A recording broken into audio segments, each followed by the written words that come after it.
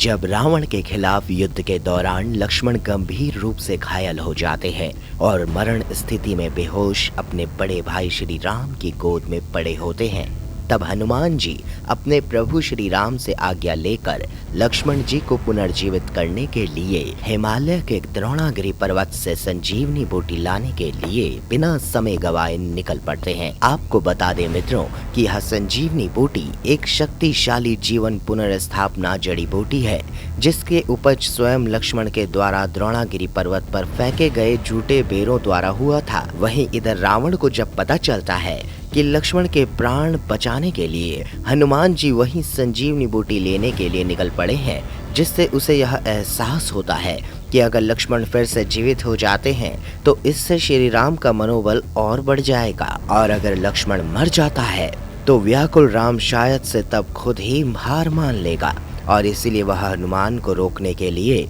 जादूगर कालनेमी को भेजता है। कालनेमी एक ऋषि के वेश में हनुमान जी को धोखा देता है, लेकिन हनुमान जी उसके असली रूप और उसके मंसूबों को भांप जाते हैं। इसीलिए हनुमान जी ने उसको उसके दुष्कर्मों का फल देते हुए उसे अपनी एक गदा के वार से वहीं ढेर कर दिया, अर्थात उसका वध कर दिया। रावण को जब पता चलता है कि हनुमान ने कालनेमी का वध कर दिया तो वो अपनी दूसरी चाल चलता है और सूर्य को अपने नियमित समय से पहले ही उगने के लिए विवश कर देता है, क्योंकि वैद्य सुषेण ने कहा था कि अगर अगली सुबह तक लक्ष्मण जी का इलाज नहीं किया गया तो लक्ष्मण जी की मृत्यु हो जाएगी। हालांकि हनुमान जी रावण के इस दूसरी चाल को भी भांप लेते हैं और उन्हें खतरे का एहसास हो जाता है। इसीलिए हनुमान जी अपने सामान्य आकार से कई गुना बड़ा आकार लेकर दिन के उजाले को रोकते हुए सूर्यदेव को उनके समय से पहले उगने से रोक लेते हैं, जिसके बिना समय गवाए उस कीमती जड़ी बूटी की तलाश वे फिर से शुरू कर देते हैं। इस दौरान हनुमान जी एक बूढ़ी महिला को देखते हैं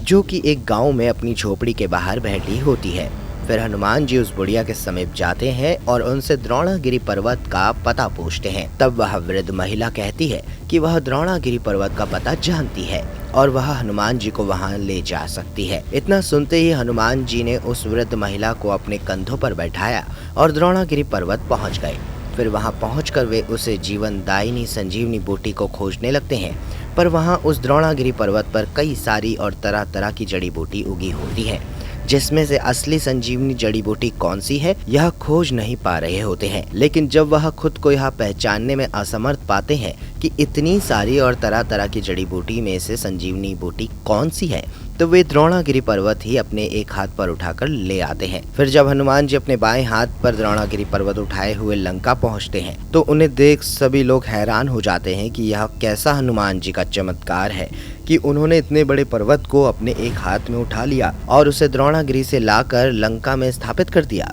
लंका में लाकर जहां हनुमान जी ने उस पर्वत को रखा था, फिर उसी स्थान पर सुषेण वैद्य आ जाते हैं और उस जीवनदायिनी संजीवनी जड़ी बूटी को पहचान कर उस जड़ी बूटी से तुरंत ही एक औषधि बना लेते हैं और उसे लक्ष्मण जी को पिला देते हैं, और जिस संजीवनी जड़ी बूटी को पीते ही लक्ष्मण जी को तुरंत होश आ जाता है। इस तरह लक्ष्मण जी के प्राण बचाने और अपने किए वादे को पूरा करने के लिए श्री राम हनुमान जी की बहुत प्रशंसा करते हैं और हनुमान जी को तुरंत अपने गले से लगा लेते हैं और गले लगाने के बाद कहते हैं कि वे उनके भाई जैसे ही प्रिय हैं, और जय हनुमान और जय श्री राम के नारे चारों दिशा में गूंजने लगते हैं।